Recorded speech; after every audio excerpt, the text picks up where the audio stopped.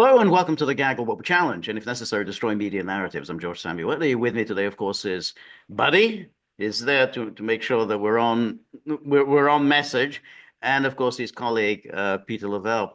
Uh, Vladimir Putin on Thursday went to Murmansk, and he was aboard a nuclear submarine, and announced as part of his peace plan that Ukraine should be put under United Nations receivership.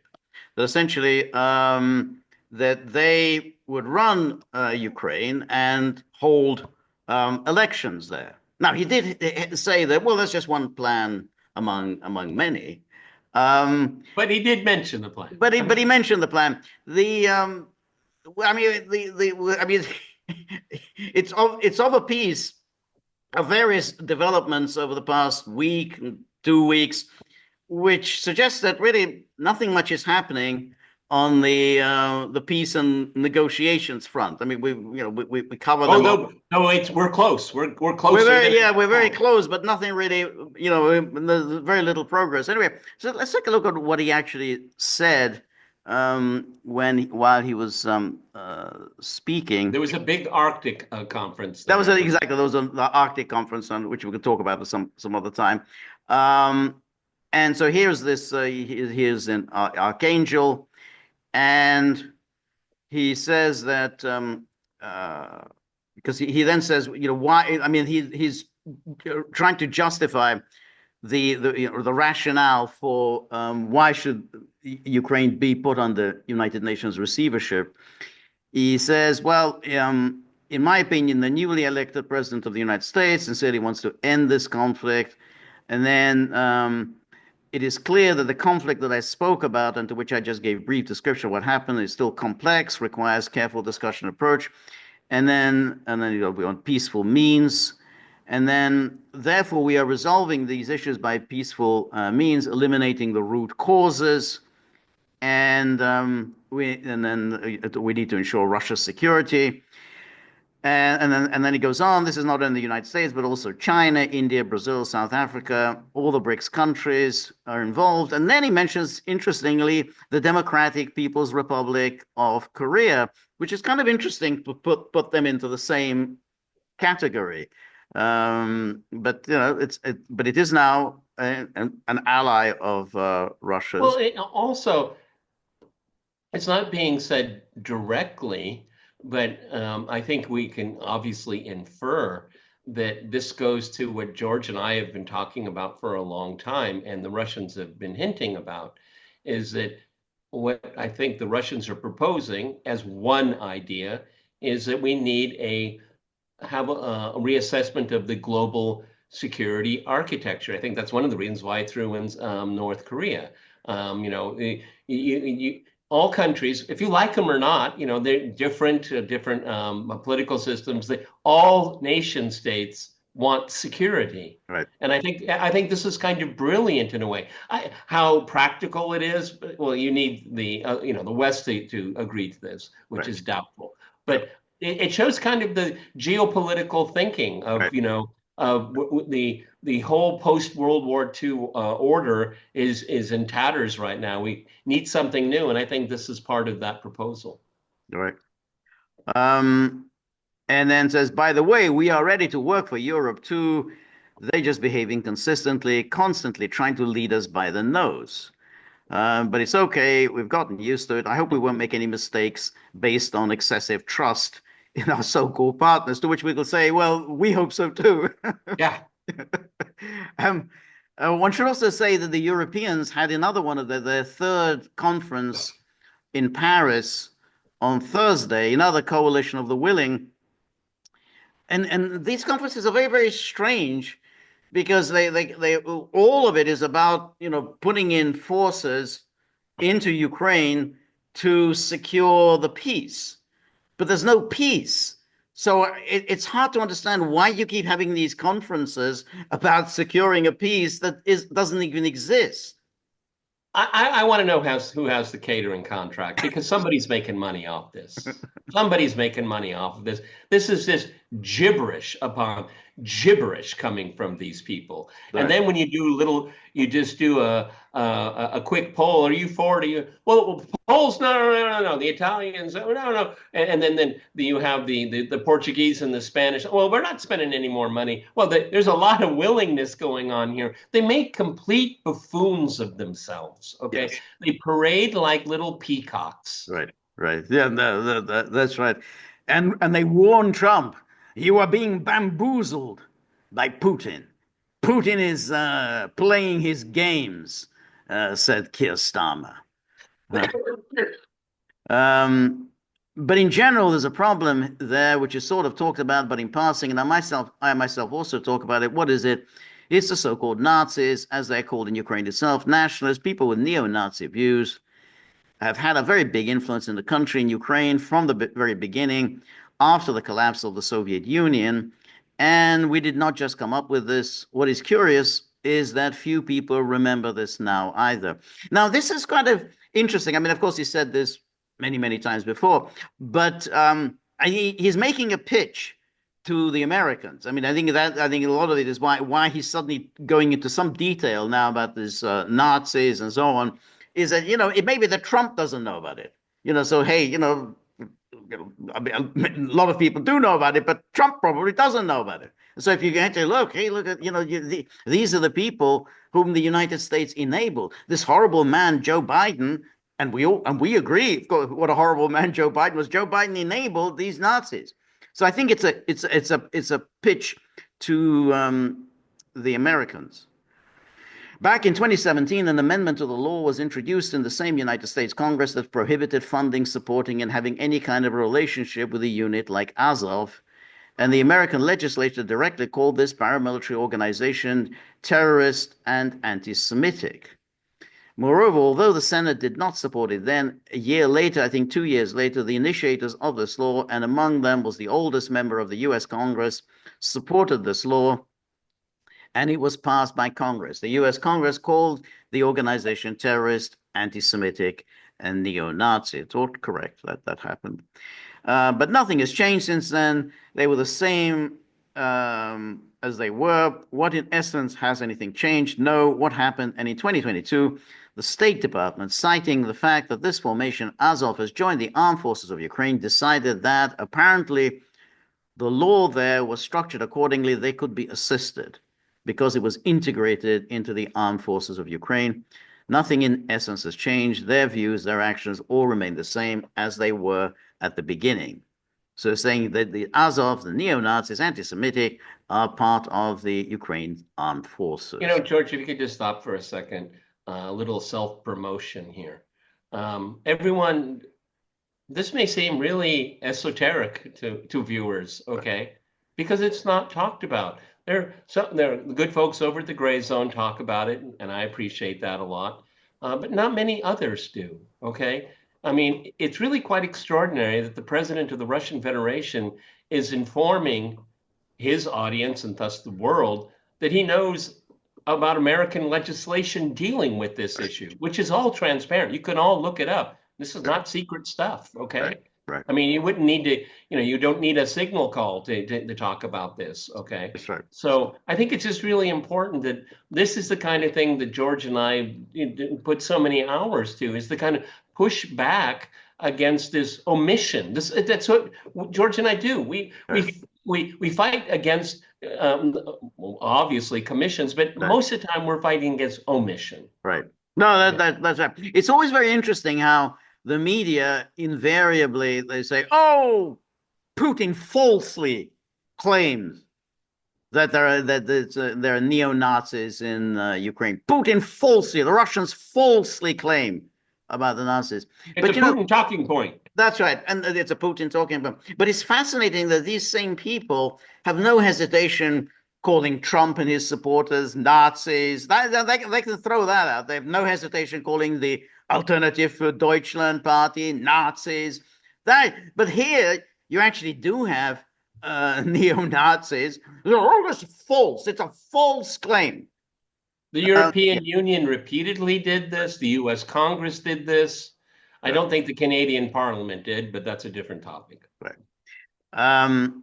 And now what's more, now they're planning to strengthen these units, including Azov, and create divisions from them too. This means that such people are acquiring more and more weapons, more supporters, and are putting others under arms, imposing their views on them. What does this lead to? It leads to the fact that civil authorities, they are today, in fact, not legal in accordance with the Constitution of Ukraine. So this is where he's now finally coming to the point. Why is he advocating putting Ukraine under UN receivership? They're in fact not legal in accordance with the Constitution of Ukraine.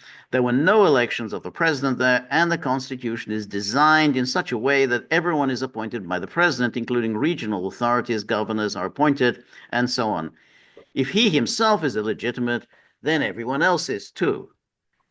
And then, so in the conditions of this actual illegitimacy, neo-Nazi groups receive additional weapons and recruit new people into their ranks. What does this lead to? What can it lead to? That's the actual power is in their hands. And this means in turn that it is not clear whom to sign what documents with. And it is not clear what power they have, because tomorrow other leaders will come who will go through elections and say, we don't know who signed it, goodbye. So basically, we can't. What is it Israel likes to say? We don't have a negotiating partner. I mean, it's a variation. We don't have a negotiating because these people have no legitimacy, and therefore, whoever comes after them can tear up the agreement and say, well, the people who signed it had no legitimacy. I mean, that's his argument. I'm not sure it's a convincing argument, but that's his argument for the United Nations, because lots of legitimate, illegitimate leaders do sign agreements. So, but. Yeah. Well, I mean, this also is pointing out to particularly the Trump administration is that you're investing, even though they don't like Zelensky at the moment, they're investing a lot in Zelensky. And the Russian side is saying they're cautioning them. OK, I mean, there'll be you don't want to be Zelensky right now. This guy is getting it from all sides right now. And if he makes any kind of meaningful concession, his head's going to be on the block. Sorry, quite literally. Oh, I think so. I think that's right. I think that it will be the case. However, Ukraine is, whether it's Zelensky or whoever takes over, it's a wholly owned subsidiary of the West. They call the shots. And it'll be the West that will decide, you know what, I don't like this agreement. We're not going to stick with this agreement. And which is what they did with Minsk. You know what, the agreement, we're just going to string the Russians along with this agreement. Well, so I mean, they're the ones who are going to call, it's the West that's going to call the shots. Yeah, but I mean, it can cut the other way, George. Is that, well, Zelensky, well, he signed it. OK, I mean, why are we committed to it? This guy didn't have any legitimate. They can turn the knife on him too. Oh, they can. Yeah, that's right. Yeah. No, I think so, but I don't think it's going to be. I mean, look at what they did for Guaido. Right. Oh, but I don't never think mind. Yeah, that's right. But they're not going to waste time on legalities. I mean, they're just going to decide what's in their interest. I mean, do we want to restart the war? I mean, that's a real question. Whether in 5 years' time the West will decide that it's not a bad idea to restart the war. And one should say also that it was a very strange remark by Zelensky the other day about saying that he expects Putin to die soon. That was a very strange interview. Yes, but nonetheless, you kind of wonder again: is this something that's being talked about among NATO leaders? Hey, we might not have Putin to deal with very shortly, because. Why did he come up with this? Why did he suddenly, make that statement? It's not even about that. The point is that these neo-Nazi formations, like Azov and there are others, they are actually starting to rule the country. And the question arises, what to do, how to negotiate with them. And then, true, in such cases, international practice follows a well-known path. Within the framework of the peacekeeping activities of the United Nations, there have already been several times what is called external management, temporary administration.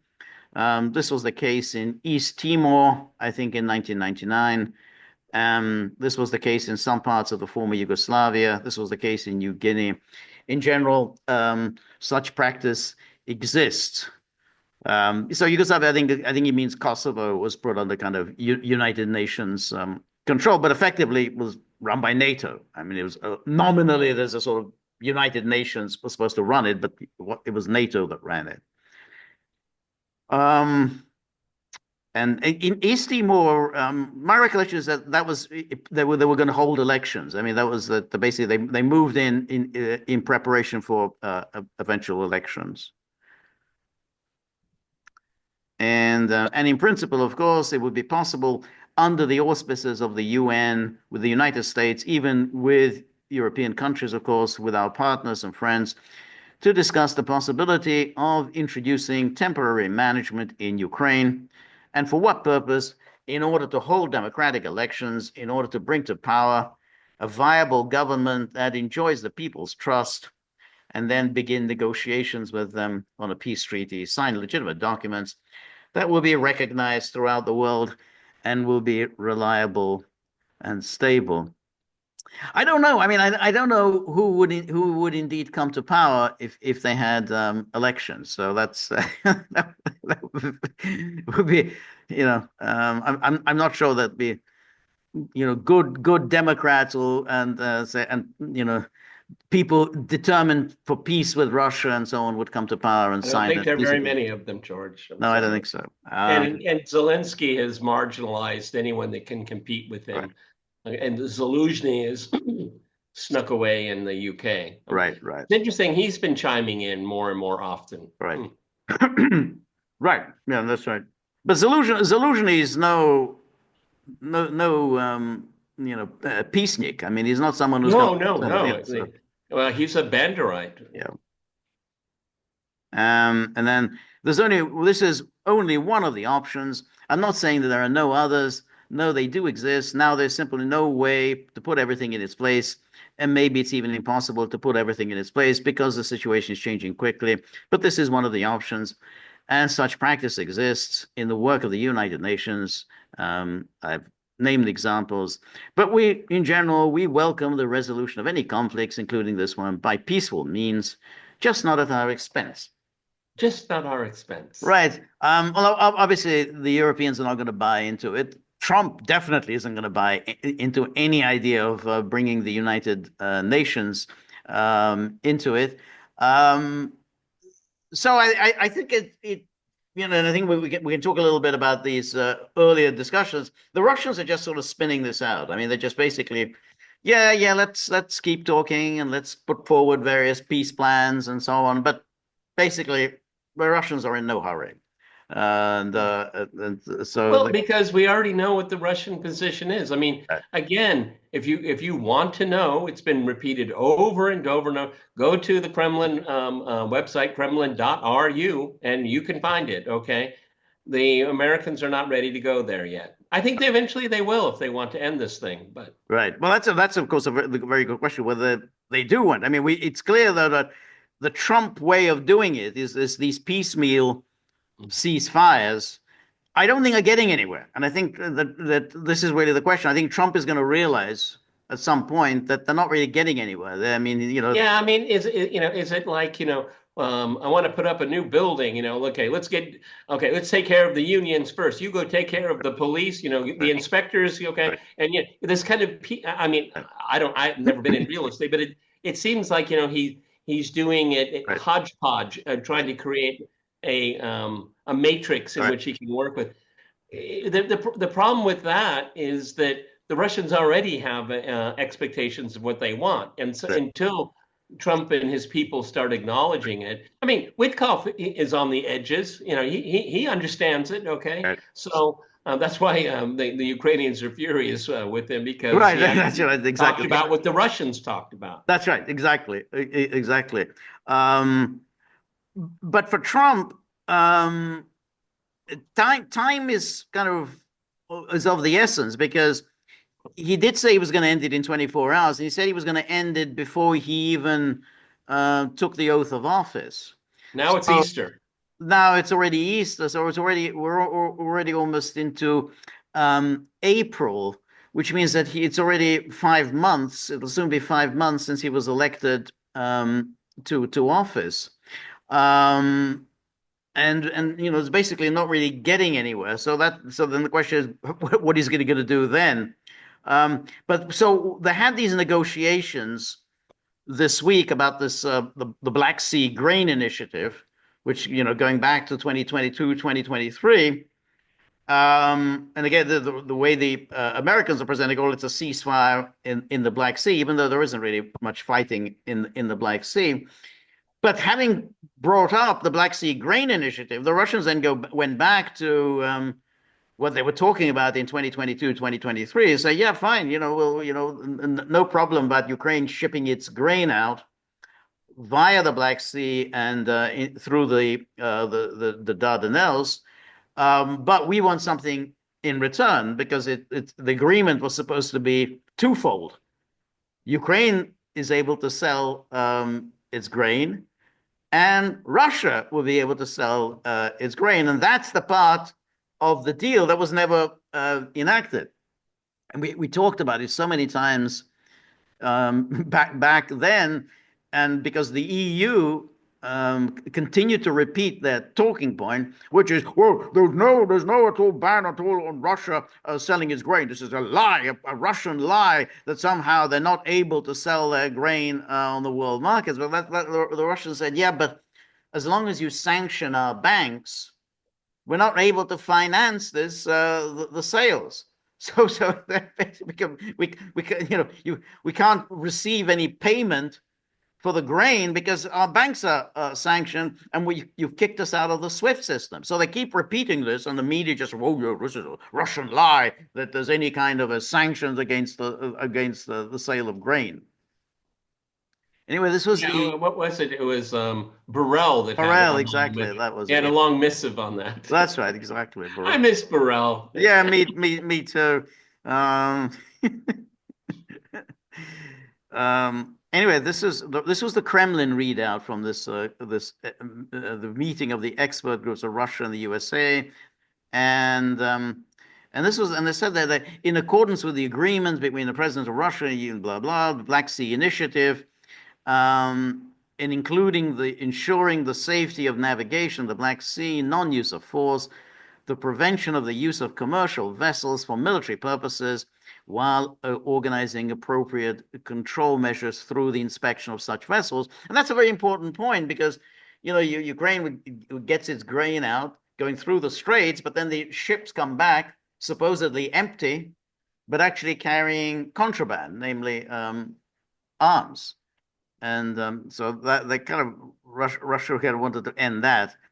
And then two, the United States will help restore access for Russian agricultural and fertilizer exports to the world market, reduce the cost of marine insurance, and expand access to ports and payment systems to conduct such transactions. So that's the Russian readout. And then immediately they said, the Russians say, note, paragraphs 1 and 2 shall come into force after lifting sanctions and restrictions from the Roselkhozbank, which is the agricultural bank, and other financial organizations involved in ensuring operations on international trade in food products, connecting them to SWIFT, opening the necessary correspondent accounts, and then lifting restrictions on trade finance transactions, lifting sanctions restrictions on companies producing and exporting food and fertilizers, and then lifting restrictions on servicing ships in ports and sanctions against ships under the Russian flag, lifting restrictions on the supply of agricultural machinery to the Russian Federation, as well as goods used in the production of food. So those are the conditions the Russians have put forward. I mean, that said, yeah, fine, we'll go along with this, but there's no deal unless these conditions are fulfilled. Yeah, I mean, I always find it very curious as we go through this whole procedure. I was going to say song and dance. Maybe I'll be polite and say procedure, but eventually I think it's turning into a song and dance. Is that, the Ukrainians always come out and say, we agree to this, we agree to that. And the Russians say, okay, well, let's go through the detail. And they always go through it's exhausting for everyone, but it's absolutely necessary. Why, everyone? because this grain initiative, it's been tried before, and the Ukrainian side didn't fulfill the requirements, and that's The why Western side didn't. the Western, The West I was mean, part of that. Yeah. and plus, you know, it's very frustrating that we've already done this. Okay, I mean, it again because of this whole mission of omission in Western media. I mean, this is boring and tedious. I mean, we've already gone over this ground before. We we have indeed, that's the point. This was the what the Russians had expected from that agreement, and they got the United Nations. You remember the United Nations with the UN Secretary General was involved in this, and they said that everyone agreed to this. This is the deal that Ukraine will be able to get its grain out and onto world markets. The Russians will as well. But this is the part that it never materialized. And that's why the Russians are just so frustrated by this. Well, because it wasn't fulfilled on the Western side, what happened to that Ukrainian grain? It went into Eastern Europe. It made all the farmers really furious. That's right. The quality control is less. Yeah. It's cheaper, Right. and that's what this again, the law of unintended consequences. Okay, Right. because they wanted to get their grain to market and they wanted to make some money off of it instead of sending it to countries that actually need it. Okay. Right. I mean, that's one of the problems with the European Union. They have an abundance of food. Okay. They do indeed. And that the European Union was supposed to protect its farmers. I mean, the Europe's farmers, they're quite cosseted, but they expect to be cosseted. And that's why they created the common agricultural policy that Europe's farmers would be protected. And Ursula von der Leyen didn't do anything to protect Europe's farmers, and they were very upset. The Hungarian farmers, the Polish farmers, Bulgarian, Romanian, they were all very upset that suddenly all this cheap Ukrainian grain was being dumped in Eastern Europe. It's particularly in Eastern Europe. It wasn't transported to Germany, but actually in Eastern Europe, and they were quite upset about that. Anyway, Russia, and then it goes on, Russia and the United States agreed to develop measures to implement the agreements between the presidents of the two countries on a ban on strikes on energy facilities for a period of 30 days, starting on March the 18th, which is very strange because we're already well into it. There is no ban on strikes on energy. But we're already the clock is already running. The meter's already running on this 30 days. So this is March the 18th. This was issued March the 26th. Already 8 days of the 30 days is already gone.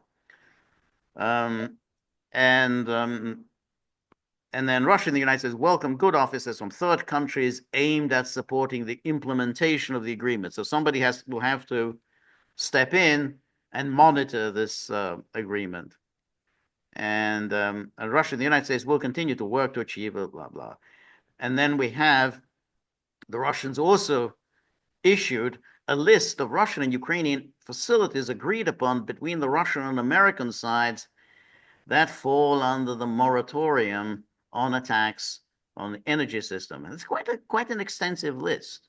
Oil refineries, oil and gas pipelines and storage facilities, electricity generation, transmission infrastructure, nuclear power plants, hydroelectric dams, and then the moratorium, as I said, 30 days, the clock is already running. And in the event of a violation of the moratorium by one of the parties, the other party has the right to consider itself free from obligations to comply with it. Now, the Americans came up with their readout, and here we have this is the American. The United States and Russia have agreed to ensure safe navigation and eliminate the use of force, prevent the use of commercial vessels for military purposes in the Black Sea. The United States will help restore Russia's access to the world market for agricultural and fertilizer exports, lower maritime insurance costs, and enhance access to ports and payment systems for such transactions. Now, the problem with that is that the United States, this is a very vague commitment. I mean, the Russians were quite specific and they made it conditional. I mean, they said that this has to be done in order for this Black Sea Grain Initiative to come into effect. But the United States isn't presenting it as if this is the condition for this happen. They say, well, yeah, we'll help, but of course, it'll all depend on others, which is, we'll do our best, but hey, we got to, anyway, it says that the United States and Russia agreed to develop measures for implementing President Trump's. Putin's agreed to ban on strikes against energy facilities, and then also they welcome the officers of third countries, and then this is kind of interesting. They put this in. The United States reiterated President Trump's initiative that the killing on both sides of the Russia-Ukraine conflict must stop as the necessary step toward achieving an enduring peace settlement. To that end, the United States will continue facilitating negotiations between both sides to achieve a peaceful resolution in line with agreements made in Riyadh. The Americans put this into the Ukrainian, the readout as to what they agreed on with Ukraine. The way I read this is Trump is kind of saying, I'll go along with this for a while until I get fed up with it. And they said, that basically that's my view. But at some point, I'm going to say, well, hey, since the killing on both sides hasn't stopped, then I'm not going to continue with these negotiations. This is completely backwards. Okay, you can have negotiations. I mean, it's the norm historically. You have negotiations as fighting is going on. Then you come to some kind of overall agreement, then the fighting stops. Donald Trump wants the fighting to stop now so they can get to an agreement. It doesn't work that way. No, well, that's it. And that's why I think that he puts this in, and he put this into the Ukraine, is that he's saying that that's what he's expecting, which means that if he doesn't get it, he's going to walk away and decide to do something else as the necessary step toward achieving an enduring peace settlement, which means that to that end, the United States will continue facilitating negotiations, which means that if there isn't, the killing on both sides doesn't stop, then the United States will no longer continue facilitating negotiations. But anyway, here is the Financial built-in flaw. But yeah, here's the Financial Times that says the EU flatly rejected the Russian demand for any sanctions relief on its grain sales. EU rejects Russian ceasefire demand for sanctions relief. And Kremlin says agreement is dependent on dropping measures imposed on agricultural bank. And then this is the FT. Brussels has rejected Russia's demand to lift EU restrictions on key agricultural bank as part of a partial ceasefire deal, saying its sanctions regime will stay in place until the unconditional withdrawal of Moscow's troops from Ukraine. Unconditional withdrawal, okay. Optimistic. Meanwhile, Brussels is still waiting for the tooth fairy to visit. That's right. The European Commission statement on Wednesday came after the US said it had agreed a ceasefire with Russia and Ukraine covering energy infrastructure and the Black Sea. And then the end of the Russian unprovoked and unjustified aggression in Ukraine and unconditional withdrawal of all Russian military forces from the entire territory of Ukraine would be one of the main preconditions to amend or lift sanctions. One of the main preconditions. One, exactly. Wow, that's telling, isn't it? It's Anita Hipper, the European Commission spokesperson for foreign affairs. So she's working for Ursula von der Leyen. It's really a quite nutty notion. I mean, it really is, and that's you stipulating that as your condition. Well, we're not going to lift any. We're not going to lift any of this. No wonder they're not at the table, George. Exactly, that's exactly right. We demand a place at the table. Well, you're not going to get a place at the table. I mean, you're just putting forward nutty proposals. The EU's main focus remains to maximize pressure on Russia using all tools available, including sanction, to diminish Russia's ability to wage its war against Ukraine. So it's like they're in a kind of time warp. They just keep repeating the same slogans. I've been doing it for now more than 3 years. Exactly the same slogan. Cut and paste. Cut and paste. Yeah. And now this was the readout from the Americans in Ukraine, and it's similar, but they put in this thing about how the Americans remain committed to helping achieve the exchange of prisoners of war, release of civilian detainees, and the return of the forcibly transferred Ukrainian children. I mean, suddenly Trump has brought that into the equation. And then again, they're going to discuss this, implementing this ban on the strikes on energy facilities, and then. Yeah, but it's never explained if there are no consequences if nothing is done. Right. No. But I mean, I think this is the consequence. I think the Americans are going to walk away, and then we'll have to, and then who knows how Trump is going to decide to act. But that's why this one again, they have the same thing. The United States reiterated to both sides President Donald Trump's imperative that the killing must stop as the necessary step towards achieving an enduring peace settlement. Just because you keep repeating it doesn't mean it's going to happen. Yeah. To that end, the United States will continue to facilitate negotiations. And then we had the Ukraine readout from Umerov, the Russian defense minister. And he said something kind of interesting there. No, blah, blah, blah. And all parties agreed to ensure safe navigation, so the same. And then the Ukrainian side emphasized that all movement by Russia of its military vessels outside of eastern part of the Black Sea will constitute violation of the spirit of this agreement, will be regarded as violation of the commitment to ensure safe navigation of the Black Sea and a threat to the security of Ukraine. In this case, Ukraine will have the full right to exercise right to self-defense. Well, that wasn't in any of the. That's a black pill. That's a black pill. Right. It's not. It wasn't in the American readouts. It said that all movement by Russia of its military vessels outside of the eastern part of the Black Sea will constitute a violation of the agreement. So they're just basically saying, okay, well, if at the moment to move, we what is the agreement? Yeah, well, I mean, since we're talking about navigation, then I think it's appropriate to say it was just torpedoed.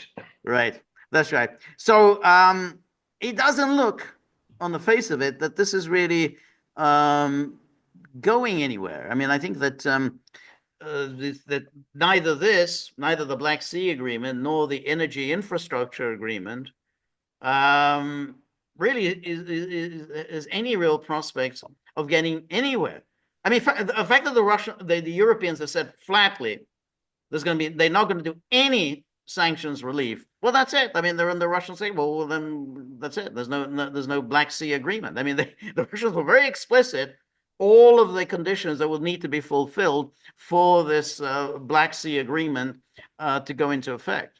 Just simply a vague promise, as the Americans said, yeah, we're going to help, but we can't force the Europeans to do something they don't want to do. I mean, if they say we're not going to put you back into the SWIFT system, then they're not going to put you back into the SWIFT system. Or maybe, and you've kind of hinted about it, I don't really want to go into detail because I don't want to sound, go into the area of hyperbole. Maybe there's a very different plan going on. This is treading water, everyone. This is treading water.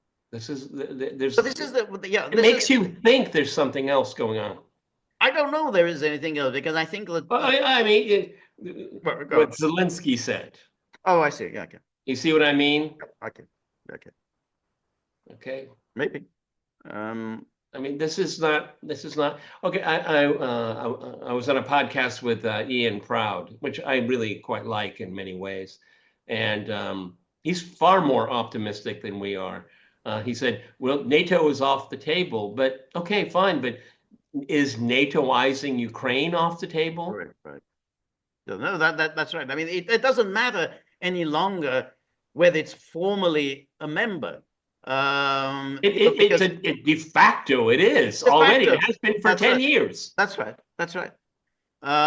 So yeah, you can say, yeah, it's off the table, but the Russians can see that you're militarizing Ukraine, and that's what they were doing in Ukraine before February 2022. They did, I mean, that's precisely what triggered the Russian intervention. That essentially was the NATOization of Ukraine. So just saying, oh well, it's not actually going to be formally a member, that doesn't really mean anything very much. And it was clear that, that's why when they did that agreement, the Istanbul Agreement, it was all about the demilitarization of Ukraine, and no foreign bases, no, that you're not going to station foreign troops there. That's so it wasn't, oh well, don't join NATO and we'll be happy. Because then they'll say, okay, fine, we won't join NATO. We'll still have foreign troops. We'll still have NATO forces here. We'll still have NATO missiles here. But formally, we won't actually be member number 33 in NATO. And also, I don't know, I'm not going to put a timing on it, but this revisiting the improvement of bilateral relations, it's going to hit a brick wall, George. I think it is. I think so too. Yeah. It's going to hit a brick wall. It's inevitable. The Russians will not tolerate, all right, we can open up our new consulate, but the U.S. government is funding another government in Ukraine to kill Russians. That's not going to work. No, it just won't work. I don't think so either. So I think that, yeah, this very polite, very friendly, very respectful conversation, which the Russians are very much engaged in with Trump, not one negative word. No one says anything negative, from Zaharova to Lavrov to Putin, all of them, very, very respectful about Trump. We really like this new team that in Washington. And Lavrov, I still want to see the portrait. Yeah, exactly. And Lavrov, I think he mentioned Witkoff, Steve Witkoff, in the interview that he did for Channel One. Well, Witkoff, he seems to have a good grasp of what's going on in Ukraine. But you're right. At some point, it's going to hit a brick wall. I mean, it's like, the sun is so long that you can just go on being very friendly and polite to one another. You have to deliver something. I mean, there's going to be a tell eventually, and I think it's going to happen soon. The Democrats are still 100% behind this, and too many Republicans are as well. And so the next appropriation bill, what is Trump going to do? What's he going to do? That's going to be a tell, everyone, and it's coming up. Right. No, I think so. I think so. Trump gives no indication he's going to cut off any funding for Ukraine. I mean, it's just basically he did it for 48 hours. That was about it. So I think, and I think the summit doesn't seem like it's going to happen anytime soon. They've had 2 telephone conversations, which is something, but there'll be no point to a summit. I mean, as things stand, I don't know what would be the point. I mean, nothing. There's not going to be any agreement that would take place at the summit beyond what we've just been talking about. I mean, that it just be a repetition of the same thing. Oh, I don't think the Russian side would agree to a summit now. No, I don't think so. Absolutely not. Right. It would be pointless. Right. It would be pointless. Right. And it would be pointless for Trump too, because the optics of it would be very much against him. You meet the guy, but the war continues on. So what's the point? No, I don't think so. I think the optics would be awful for both sides. No, I think so. And first of all, Trump would be attacked mercilessly for beating Putin. But he can live with that if at least something comes out of it. I mean, if he says, "Well, I don't care that you attack me, but look, we've got a real deal that we've succeeded." But if if there's no deal, and it's just going to be talking pleasantries, and nothing comes out of it, then I think Trump is really going to, really weaken his position. So I don't think there's going to be any summit. Let's look at the big picture, everyone. There's been nothing meaningfully said and done. to end this conflict in No, Ukraine? I don't think so. Nothing No, meaningful. no, I Okay. think that was, I mean, it was the crucial moment came when they thought they'd, hey, we've got Russia on the run, because we'll say, hey, we've got this proposal, the 30-day ceasefire. The ball is in Putin's court, and they ran with that. And then once the Russians said, well, interesting, but I think we're going to have to add some conditions to it. Once that happened, then essentially that whole thing, that whole peace initiative came to an end. And now we're getting these piecemeal ceasefires, and they're not going to. It's clear from what we've been talking about, it's not going to happen. There's nothing there. So Also, as a kind of an interesting aside, because I've never really put much stock into it, but apparently this new, and we'll call it the minerals deal, but it's much more elaborate than that, has become much more elaborate. right. I mean, I don't know who's thinking about this. I mean, also, if there's going to be such, this enterprise of basically colonizing anything worth of value in Ukraine, what kind of economy can support that? I mean, if Trump is fronting American companies, presumably, I hope the government isn't going to be doing this. Those companies are going to need a lot of like, well, you've got to repair the banking system for it. So we need electricity. I mean, this is so vast. But it's not. I just can't get my head around. But it can't happen. And again, the fact is, no agreement has been signed. I mean, these negotiations have now been going on for quite some time. No agreement has been signed, and they're not going to be signed as long as the war continues. Because who's going to put any money into Ukraine while the war goes on? I mean, now you could try to get American taxpayer money. I mean, that's always easy. You try and put taxpayer money, but that's going to go against the spirit of Doge and cutting back on wasteful spending. So I don't think Trump's going to go for that. Hey, let's just pour billions of dollars of taxpayer money into a black hole in Ukraine. I don't think that's going to fly. So I think they're making these agreements more and more elaborate, precisely because there are no agreements. Nothing has been signed, and nothing will be signed until the war comes to an end. And from what I understand, is that for this to become valid on the Ukrainian side, Parliament would have to pass it. That seems very unlikely.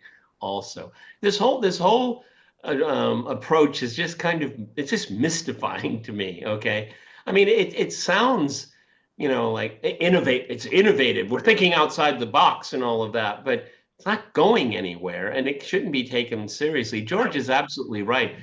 If this thing were ever to happen, it would have to be during some kind of peacetime condition. Right. Okay. No, because that's right. So, I mean, the problem, I think, is that Trump kind of committed himself to this. This was something that he wanted done, but now I think he's beginning to realize that this isn't no easy task. This is no picnic. So then you have to think, well, what happens when he realizes this isn't going anywhere? And he's going to have to realize this quite soon, because once 3 months have passed since he assumed the presidency, and this isn't going anywhere, he's going to have to decide, well, which way does he want to go? I mean, I know there's talking about Iran. He wants Russian help with Iran, but he's not going to get Russian help. I mean, I don't think Russians are going to get involved in any case. But he's not going to get any Russian help on this, because, first of all, Russia wants a peaceful resolution of the Iran issue, and will tell the Americans, yeah, let's go back to the JCPOA. I mean, that's a nice resolution. But generally, I think if it comes to Iran versus Israel, the Russian position has been, we're not taking sides in this. George, I need a reality check in your opinion. Going back to this kind of the signal screw up, are these decision makers? I mean, okay, I know Trump tells his team, take care of Yemen. Maybe he said it in those kind of words. Right. But I mean, the people that were in that chat room, Are these people making decisions? Well, that's a good I mean, question. I mean, if they are, then I know why nothing is working. well, I mean, no, nothing is working. But the thing about the Yemen is that it's one of those completely inconsequential things that the United States has been doing for years. It's always bombing somebody or other, whoever it is, somewhere or other. No one quite knows why they're doing it, but it's just an ongoing thing. So, I mean, America's bombing Somalia, right now. Apparently, well, there's some ISIS people in Somalia, so America's bombing Somalia. It's just nobody really asks about what Somalia, why Somalia?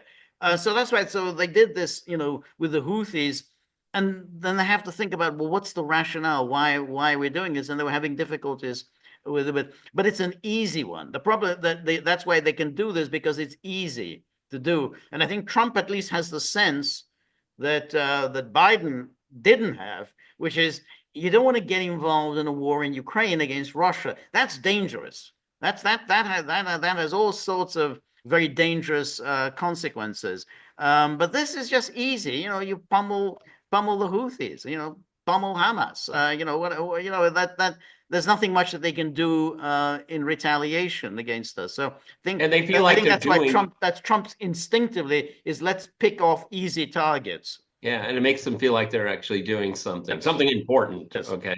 Yeah. Bombing probably the poorest country in the world. Wow, that's Yeah. amazing. Exactly. Okay. Exactly. I don't know. Do you think the fallout of that is over? Because it doesn't Um, seem they're letting up. I mean, the Democrats really they got a bone and they're going right. with it. I think it's not over, but I don't see where they could further. I mean, they might have a congressional inquiries. I mean, because in the Senate, these Republicans, they hate Trump, and they're happy to go along with the Democrats. So they might well have some Senate hearings about this, some Senate investigation. Um, but Trump has made clear that he's not gonna give anybody up. He's not no scalps. Yeah, I don't know. I think Waltz is in a precarious situation Yes, because of the way he should keep his mouth shut. But right, I've watched that Laura Ingraham exchange. This is the national security right, yeah, advisor. right. No, Wow. I think she clearly she wasn't buying it. No, but I So, mean, but she could have gone for the jugular, but she right, stepped back you too. step back. I no, I think you're right. Walt is in a precarious position, at least as far as Trump is concerned. But Trump isn't going to give him up. I think that he's going to stick with him just because the bad experience that he had in the first term, when he never recovered from the way he was forced into firing Flynn. So I think he's going to stick with Waltz for the time being. But eventually, when Yeah, this I mean, when this starts to blow over, I think he will push Waltz out. I don't know who the communications director is over there, but one thing from all of this, I think blanket directive is that all of you folks, why don't you stop talking to the media? Okay. Yeah. You're not the president of the United States. I mean, if you look at the evolution of the national security advisor, I mean, historically, and it's not because they generated good outcomes, is that these people had a lot more experience. These people are very novice. I mean, a congressman from Florida, a Right. Fox Well, no. TV, Fox News Right. Right. personality. But it's a Okay. very, I mean, yeah, I mean, the national security advisor wasn't supposed to be a particularly knowledgeable. He's just there. He enjoys the trust of the Right. president, And and to he yes, corral he everybody. corrals all of the views of the agencies. Now, with Kissinger and Brzezinski, they acquired a more significant role just because Nixon, valued Kissinger's advice, and so he became an advisor to Kissinger. And Kissinger kind of essentially he didn't want anybody else having their input. It's just Kissinger would have this role as advisor. I And guess he had the skill to do it. he had the skill to do it. That's similarly with Brzezinski, but there have been many national security advisors over the years. It's very hard to remember any of them. I mean, they came and went, and often they came and went because the president got tired of them. I mean, he didn't think that they were telling him, the president, what he wanted to hear. Reagan went through, I don't know, a number of these. Six. That's right. Trump went through a number of these national security advisors during his first term. The guy who, he had Flynn, then he had McMaster, then John Bolton, bizarrely, and then he's settled on some guy called O'Brien. No idea who O'Brien was. Well, I had forgotten that, O'Brien. Yeah. Thank you. George proved this point. Yeah, exactly. I don't know, just some guy, pick some guy up from the street, some guy called O'Brien. Well, and also we have Witkoff, which again is kind of a weird wild card. I mean, the only thing I know, my gut tells me that that's the person Trump trusts. Yes. Okay, but ergo, less trust for the rest of them. Yeah, no, I think so. I think I could see Witkoff becoming a national security advisor at some point. I do too. Yeah. Because he has to corral all the significant principles, right, and report to the president. Right. What's your opinion, Steve? I have no opinion. This is what people tell me. Right. That's what Trump wants. That's right. That's right. I mean, so that's a national security advisor survives if the president kind of trusts him and respects his opinions. The moment that the president doesn't trust him, doesn't respect him, as happened with John Bolton or McMaster, he's gone. He's gone. And now, Reagan, he wasn't the most attentive. He didn't pay that much attention, which meant that you had to be very skillful at getting his attention. You knew you had to get his attention, and you didn't want to say anything that would reckless. Reagan didn't like doing reckless things. And if you had a national security advisor who was advising you to act recklessly, then you were gone. And I think that was the case with why he went through so many of these national security advisors. I think it's very interesting. Again, maybe future historians will tell us. Maybe Witkoff will tell us one day. But it is really quite interesting to me is that we have a alternative or parallel narrative about particularly Ukraine, not so much with Gaza. But Witkoff is saying things that no one else in the administration will say. Right. And I think maybe Trump values that, okay, saying, I keep hearing the same stuff, from these people, and you come up with things I've never heard of. And I think right. that gets his attention. Right. No, I think so. And in the case of Trump, he gets views elsewhere. He obviously solicits the views of Tucker Carlson, and Tucker Carlson probably, says good things about Witkoff. He solicits the views of Steve Bannon, and Bannon, after all, he said from the beginning, he said it even before Trump took the oath of office, this is going to be your Vietnam. Cut and run from this. Don't stick with Ukraine, because this is going to be your Vietnam. It's going to drag you down and destroy your presidency. So, that's Bannon's view. Trump hasn't taken it. Maybe he will, but he hasn't taken Bannon's view. So, therefore, I'm not sure Trump was ever that respectful of Waltz. Whether Waltz's view. But I don't think he's going to chuck him now. I think for the time being, he's going to... Yeah, I mean, I don't know. I mean, I think maybe because because of technology, we have shorter memories. But, I mean, George, Jake Sullivan was on the Sunday shows almost every single weekend. Yeah. That's the wrong trajectory for a national security advisor. All right, but he always and now we know because he was there because we had a president that was absent. Okay. That was absent, and but Sullivan, if you're a Democrat, you enjoy friendly treatment. So why not go on the Sunday talk shows? If you'll always get friendly, respectful questions, and no one ever pushes back. No one questions what you're up to. And but that's very different from the way Trump's advisors taken. But it does raise a question. I guess we'll find out at some point who was making decisions during the Biden years. It's very funny how, with all the media, oh, signal, oh, security breach, whatever. During all those years, and they took no interest at all as to who was actually making these national security decisions.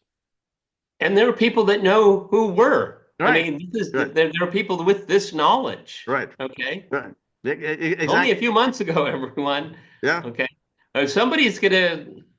I just hope it isn't Woodward and Bernstein. I hate their work. I hate. No.